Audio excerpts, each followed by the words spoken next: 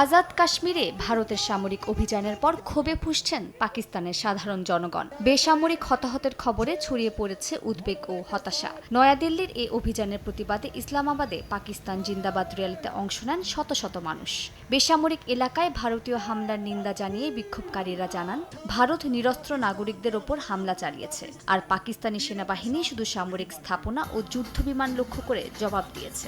ধর্মীয় প্রতিষ্ঠানে হামলাকে কাপুরুষোচিত বলে আখ্যা দিয়েছে।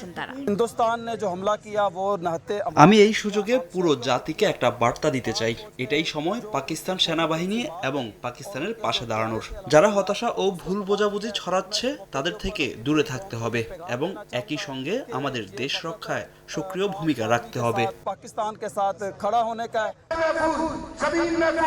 করাচির রাস্তায়ও ছিল একই চিত্র। প্রতিবাদকারীরা পুড়িয়েছেন ভারতের জাতীয় পতাকা ও প্রধানমন্ত্রী মোদীর কুশপুত্তলিকা।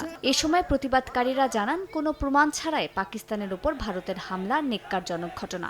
বারবার ভারতকে কাহা গয়া ভারতের এই হামলা নাটক ছাড়া কিছুই নয়। যদি তারা নিরপেক্ষ তদন্তে রাজি হতো তাহলে তাদের মুখোশ উন্মোচন হয়ে যেত। পাকিস্তান শান্তি চেয়েছিল, কিন্তু এখন জবাব দিতে বাধ্য। তাকে পাতা চলে।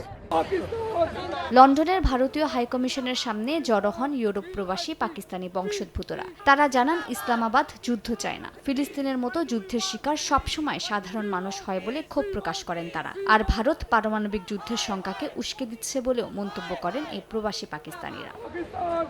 মালিহা সুহরাওয়ার্দী, সময় সংবাদ।